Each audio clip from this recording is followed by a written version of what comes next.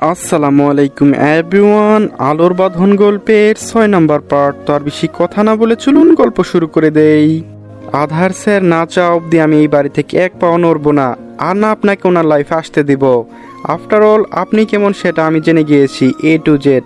আলোর কথা শুনে জ্যোতি কিছুটা চমকে উঠলেও পরক্ষণে নিজেকে সামলিয়ে নিয়ে বলল, দ্য গ্রেট, ভালোই হয়েছে সব কিছু জেনে গিয়েছো। এখন চুপচাপ আধারের জীবন থেকে সরে যাও, আমি তাকে ভালোবাসি। আলো বলল, উনি তো আর আপনাকে ভালোবাসে না।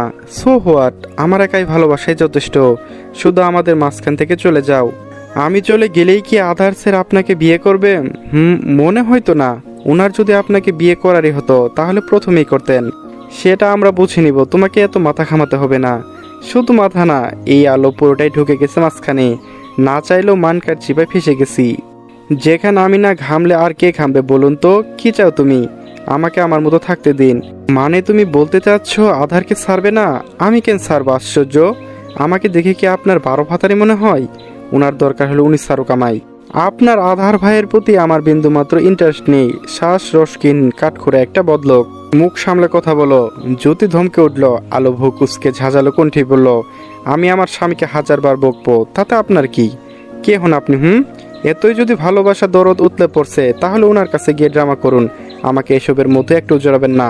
এই আপনার জন্য, শুধুমাত্র আপনার জন্য চিন্তা করতে করতে 2 কেজি ওজন কমে গেছে আমার। যেখানে আমি সবাইকে ডিপ্রেশনে ফেলি, সেখানে আপনার কথা শুনে আমি নিজেই ডিপ্রেশনে চলে গিয়েছি। শুধু শুধু দাদাজানের উপর রাগ করেছি, সাথে সেরের 14 গোষ্ঠীও ধুয়ে দিয়েছি। দুপুরে ঠিক মতো খাবার খাইনি, এমন করে রাতে গলা দিয়ে খাবার নামছিল না। মাথা ব্যথায় পাগল হয়ে যাচ্ছিলাম। একদিকে আমি মরছি আপনাদের জ্বালায়, আর আপনি বাহিরে ফিল্ডিং মারছিলেন। বাহ বাহ পু বাহ, এক কথায় চমৎকার অভিনয় করেছেন।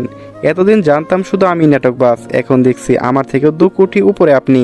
কথাগুলো শুনে রেগে গেল জ্যোতি, চিল্লিয়ে বলল, আমি তোকে লাস্টবার বলছি আমার আধারের জীবন থেকে সরে যা, নয়তো নয়তো কি? হ্যাঁ, কি করবেন? মেরে ফেলবো তোকে। এই কথা শুনে আলো শব্দ করে হেসে দিল। তারপর দাঁত চেপে বলে উঠল, যাব না সরে, আমি দেখি আপনি কি করেন। বলা শেষ হতেই আলোর বাম গালে থাপ্পড় এসে পড়ল। ইউ ফার্কিং! ব্যাস, জ্যোতি গালি শুনে এই মুহূর্তে সব ধৈর্য বাদ ভেঙে গেল আলোর। সে রক্তিম চোখে তাকিয়ে সপাট করে চোর বসিয়ে দিল জ্যোতির গালে। আর যাই হোক, তার গায়ে আজ পর্যন্ত কেউ হাত তোলেনি। সেখানে একজন বাহিরের মেয়ে হয়ে কিনা বিনা দোষে মারল তাকে, তাহলে সে কিভাবে ছেড়ে দিত? দিন শেষে সেও ভালো মেয়ে নয়, 10টা মার খেয়েও 5টা ফিরিয়ে দেওয়ার ক্ষমতা রাখে। অন্যদিকে জ্যোতি মার খেয়ে হতভম্ব হয়ে গেছে। সে একটু আশা করেনি আলো তাকে এইভাবে পাল্টা আঘাত করবে, তবে রাগে অপমানে শুল জ্বলে যাচ্ছে। কত বড় সাহস! জ্যোতি তালুকদার গায়ে হাত তুলেছে। নিজের সীমার মধ্যে থাকার চেষ্টা করো, আমার সাথে একদম লাগতে আসবা না, নয়তো আমার খারাপ রূপটা দেখাতে বাধ্য হব। গা জ্বলে উঠল জ্যোতির। আলো নিজের গাল নেড়ে রাগান্বিত দৃষ্টিতে নিক্ষেপ করে সিঁড়ি বেয়ে নামতে চাইল। উদ্দেশ্য ছিল রান্নাঘরে গিয়ে নিজের নরম গালে বরফ ঘষাঘষি করবে। গালটা ভীষণ জ্বলছে, হয়তোবা সুন্দর গালে আঙ্গুলের ছাপ বসে গিয়েছে। আলো সিঁড়ির ধাপে পা রাখতেই জ্যোতি চট করে ল্যাং মারল। হুট করে ঘটাঘটি পড়ে যায়।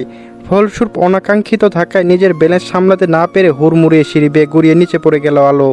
কোমরেও পায়ে অনেকটা ব্যথা পায়, এমনকি ভয়ে সেন্সলেসও হয়ে যায়। সুবাহান খান ও তাসনিম খান তখনই মেয়েটাকে নিয়ে হাসপাতালে গিয়েছিল। প্রাথমিক চিকিৎসা দিয়ে মাঝরাতে ফিরে এসেছে, কারণ আলো হাসপাতালে থাকতে মোটেও পছন্দ করে না।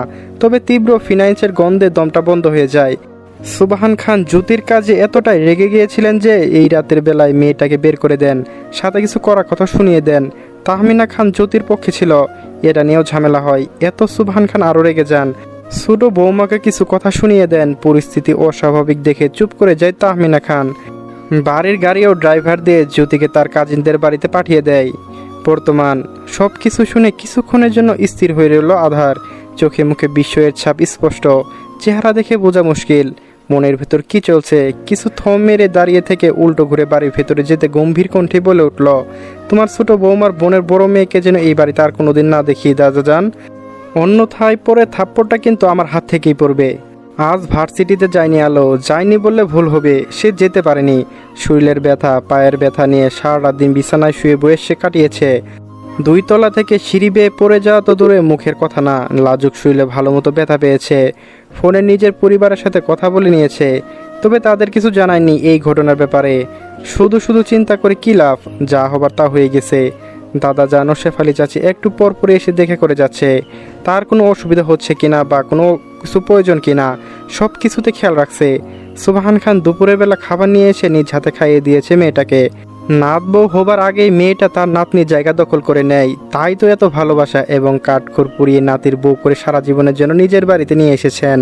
এত কিছুর পরও তাহমিনা খান অসুস্থ মেয়েটার কাছে যাওয়া প্রয়োজন মনে করেননি। হার না নিয়েছে কোনো খোঁজখবর, কারণ তিনি ভীষণ রেগে আছেন আলোর উপর। মেয়েটা কত বড় সাহস তার ভাগ্নিকে চর মারে। এই মেয়েটার জন্যই তো এত রাতে জ্যোতিকে বাড়ি থেকে বেরিয়ে যেতে হয়েছে। তিনি এত সহজে ভুলে যাবে কিভাবে? মনে মনে সমস্ত রাগ খুব আপাতত পুষে রেখেছেন, সময় মতো সব কিছু হিসেব নেবেন। তখন সময়টা সন্ধ্যাবেলা।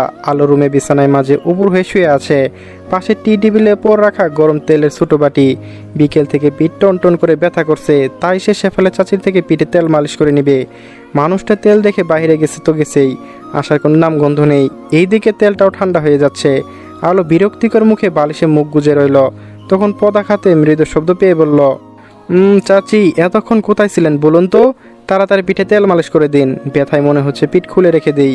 ওই শাকচুনির কত বড় সাহস, আলো রহমানকে ফেলে দেয়। এখানে এসে যদি ওই মেয়েটাকে হাতের কাছে পেতাম তাহলে ওরে ছাদ থেকে টুপ করে ফেলে দিতাম, তাহলে হিসাব বরাবর হতো। বাট আফসোস, আমার প্রতিশোধ নেওয়ার হলো না। ছেলের কপালে ওই শাকচুনি জুটবে, বেশ ভালো হতো। উনি আমার মতো ভালো মেয়েকে রিজার্ভ করে না। একটা জলজান্ত শাকচুনির পাল্লায় পড়লে ওনার ইগো টিগো বেরিয়ে যেত, তখন বুঝতো বউপালা কত কষ্টের। আলো নিজের মনে বকবক করতে থামলো, কিন্তু প্রতি উত্তরে কিছু শুনতে পেল না। তাই সে পুনরায় বলল, চাচি আপনি দাঁড়িয়ে আছেন কেন? জলদি মালিশ করে দিন, নয়তো তেল ঠান্ডা হয়ে যাবে। বলতে বলতে ঘাড় ঘুরিয়ে পিছন তাকায় এবং মুহূর্তে শান্ত, চোখ জোড়া বত বড় হয়ে যায়। ড্রেসিং টেবিলের সামনে আদার্সের দাঁড়িয়ে থেকে হাত ঘুরে ট্রাই খুলছে। আলো চট করে নজর সরিয়ে নিল। এই খচ্চর বেটা আবার কখন এলো? তার মানে এতক্ষণ যাকে শেফালি চাচি ভেবে কথাগুলো বলছিল সেটা এই লোকটা। ধুর ধুর, সে সবসময় ভুল জায়গায় সত্য কথাগুলো বলে দেয়। আদার সাথের বুটাম খুলতে খুলতে স্বাভাবিক গলায় বলল, আমার ওয়াইফ হওয়ার যোগ্যতা তুমি রাখো না। আলো বলল, আপনি আমার হাজব্যান্ড হওয়ার যোগ্য না। আধার বলল, তাহলে আমার সাথে রয়েছো কেন? আলো বলল, আপনি কেন আমার সাথে আছেন? আধার বলল, বাধ্য হয়ে। আলো বলল, আমিও। মেয়েটা তেরামি দেখে চোখে মুখ কুচকে ফেললো আধার। কিছু না বলে বড় বড় পায়ে ওয়াশরুমের ভিতরে চলে গেল। এই বাচাল মেয়েটার সাথে কথা বলা মানে হাতিকে পোশাক পরানোর ব্যাপার, এটাই কই। এই মেয়ে উঠছো কেন? আধার শাওয়ার নিয়ে বেরিয়ে এসে দেখে আলো বিছানায় থেকে নামার চেষ্টা করছে, কিন্তু পা সোজা হয়ে দাঁড়াতে পারছে না। এটার জন্য নিজের ক্ষত পাকে বকাবকি করছে মেয়েটা। তখন সে বিরক্তিকর কণ্ঠে উপরোক্ত বাক্যটি বলে শেফালি চাচিকে ডাকতে। আধার বিনিময়ে কিছু না বলে হাতে থাকা তোয়ালে সোফার উপর রেখে রুম থেকে বেরিয়ে যায়। রান্নাঘরে এসে দেখে শেফালি চাচি একগুচ্ছ ছোটো মাছ কাটাকাটি করতে ব্যস্ত। মাছগুলো তার দাদা জানের ও ছোটো মার ভীষণ প্রিয়, তবে সে এইগুলো ধারে কাছেও নেই। এতগুলো মাছ কাটতে দেখে আধারে বোঝা হয়ে গেল এত তাড়াতাড়ি মাছ কাটা শেষ হবে না। তাই সে পুনরায় রুমে গিয়ে আলোকে উদ্দেশ্য করে বলল, চাচি মাছ কাটতে ব্যস্ত। আলো কিছুক্ষণ চুপ থেকে ধীর কণ্ঠে বলল, তাহলে আপনি আমার পিঠে তেল মালিশ করে দিন। হোয়াট? মেয়েটার কথা শুনে আধার আশ্চর্য বনে গেল। আলো বিরক্তিতে বলল, এতে সারের মতো চেঁচামেচির কি হলো আজীব? আজকে আমার এই অবস্থার জন্য শুধুমাত্র আপনি দায়ী। আপনার কারণে এই পাজি মেয়েটা আমাকে হার্ট করেছে। এখন আমার সেবা যত্ন করতে না পারলে আমাকে বাপের বাড়িতে দিয়ে আসুন। তবু এইভাবে ব্যথা সহ্য করতে পড়ে থাকতে পারবো না। আমিও মানুষ, আপনার মতো কোনো এলিয়েন নয়। আধা ঠুট কামড়ে কিছু একটা ভাবলো। ইচ্ছে তো করছে এই মেয়েটাকে তার বাপের বাড়িতে পাঠিয়ে দিতে, কিন্তু বিষয়টা খুবই বাজে দেখাবে। তার উপর দাদা দান তো আছেই। উনি যদি একবার জানতে পারে তাহলে তার কান ছালাপালা করে দিবে, আর সে মোটেও অশান্তি চায় না। কিন্তু এখন অশান্তি নামক বড় কারণটাই ঘাড়ে এসে জুটেছে, যাকে সে চাইলেও সারাতে পারছে না। তার এলোমেলো জীবনটা আরও এলোমেলো হয়ে যাচ্ছে। আদার ফুস করে তপ্ত শ্বাস ফেলে বলল, ওকে ফাইন। ছেলের কথা শুনে আলো ভরকে গেল। এখন সত্যি সত্যি তাকে বাড়িতে পাঠিয়ে দিবে নাকি? সে তো ভাব নেওয়ার জন্য বলেছিল। এই অবস্থায় বাড়িতে গেলে ব্যাপারটা মোটেও ভালো দেখাবে না। তাই সে কিছু বলতে যাবে, তখনই খেয়াল করলো আদার্সের তেলের বাটি নিয়ে তার পাশে বসেছে। এটা দেখে আড়ালে স্বস্তির নিঃশ্বাস ছেড়ে উবুর হয়ে শুয়ে পড়ল। এইদিকে আদার থতমতো মুখে মেয়েটার পিঠ টি শার্ট উপরে তুলে দেয়। সে জীবনে এই মেয়েটার মতো নির্লজ্জ আর দুটো মেয়ে দেখেনি। আধার এক পলক সাদা ধবধবে মৃদু উন্মুক্ত পিঠের দিকে তাকিয়ে নজর সরিয়ে নিল। তারপর কিছু একটা ভেবে উঠে গিয়ে আলমারি খুলে দুটো গ্লাভস বের করে হাতে পরে নিল। এই মেয়েটা বেহায়া হলো আর সে নয়। কিছু সময় পর নিজের পিঠের মাঝে দুটো হাতের স্পর্শ পেয়ে আলো মাথা তুলে ঘাড় ঘুরিয়ে ছেলের হাতের দিকে তাকায়। কালো গ্লাস পরতে দেখে আলো বেকুব বনে গেল। তার শরীর কি নোংরা যে স্পর্শ করতে গ্লাস পরতে হচ্ছে? আলো দীর্ঘ নিঃশ্বাস ছেড়ে বালিশে মুখ ডুবিয়ে দিল। তার কেন জানি বালিশটা নিতে ভালো লাগছে। অন্যদিকে আদা ঠোঁট কামড়ে আলতো হাতে মেয়েটার পিঠে ও বাঁকা কোমরে তেল মালিশ করে দিচ্ছে। তবে তার চোখ জোড়া বন্ধ, তবু সে মেয়েটাকে অনুভব করতে পারছে। হঠাৎই মাথায় একটা দুষ্ট বুদ্ধি এলো। আধার মনে মনে শয়তানি হেসে সাথে শক্তি দ্বিগুণ করেতে আলো হসকুচিয়ে উঠল। স্যার, লাগছে তো, আপনাকে মালিশ করতে বলেছি, পিঠে হাড্ডি ভাঙতে নয়। আদা ঠোঁট কামড়ে হাসলো, তবে আর কিছু করলো না। ওইদিকে আলো দাঁতে দাঁত চেপে মনে মনে বিড়বিড় করে বলল, একদিন আমার সুযোগ আসবে স্যার, তখন আপনাকে যদি নাকানি চুবাই না খাওয়াতে পেরেছি তাহলে আমিও আলো নই। 1 সপ্তাহ পর ভার্সিটিতে এসেছে আলো। সামনে আবার প্রথম ইনকোর্স পরীক্ষা রয়েছে। অ্যাসাইনমেন্ট প্রেজেন্টেশন কমপ্লিট করতে করতে তার জীবন শেষ। এরপরও যদি থাকে স্বামী নামক হিটলার স্যার, তাহলে তো রিল্যাক্স হয়ে থাকার কোনো প্রশ্নই ওঠে না। আলো ফোঁস করে তপ্ত শ্বাস ফেলে ব্যাগ থেকে পানির বোতল বের করে অর্ধেক খেলো।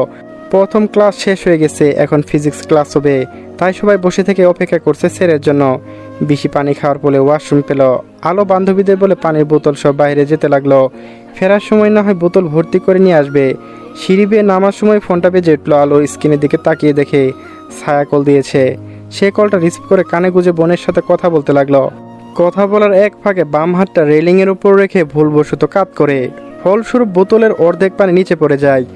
আলো হু হু করে কথা বলতে বলতে বোতলে চুমুক দিল, কিন্তু এ কি, পানি কোথায়? সে ভুকুসকে তাকিয়ে দেখে বোতল একদম ফাঁকা। চট করে রেলিংয়ের নিচে সিঁড়ির দিকে তাকাতে স্তব্ধ হয়ে যায়, সাথে মুখও অটোমেটিক হা হয়ে গেল। আদার্সের ভেজা মাথা চেহারা নিয়ে অদ্ভুত চোখে তাকিয়ে আছে। আলো নিচে নামার আর সাহস পেল না। সে ভয়ে উল্টো ঘুরে এক ছুট লাগালো, পালিয়ে গেল। আর আকাম কুকাম এই লোকটার সাথে কেন হতে হয়? কি রে, এমন করে হাঁপাচ্ছিস কেন, কোনো সমস্যা? তামান্নার কথা শুনে আলো জুড়ে জুড়ে শ্বাস নিতে নিতে নিতে বিড়বিড় করে বলল, আমার দ্বারা কখনো ভালো কাজ হয় না, সবসময় ভুল জায়গায় উল্টাপাল্টা কাজ করে বসে থাকি। ফারা কপাল কুসকে জানতে চাইলো, আবার কি করেছিস? আমি কিছু করিনি, যা করেছে ওই শয়তান বোতলটা, বলে আলো জানলা দিয়ে ছুঁড়ে মারলো বোতলটিকে। সঙ্গে সঙ্গে নিচে থেকে একটা ছেলেটা চিৎকার চেঁচামেচির শব্দ ভেসে এলো। আলো বাকিরা সবাই থতমতো খেয়ে যায়। শালুক তড়িঘড়ি করে জানলার কাছে গিয়ে নিচে তাকিয়ে দেখে একজন সিনিয়র ভাই আলোর বোতল হাতে নিয়ে অন্য হাতে নিজের কপাল চেপে ধরে আছে। শালুক ভয়ার্ত কণ্ঠে বিড়বিড় করে বলে উঠল, আলো তুই আজ শেষ।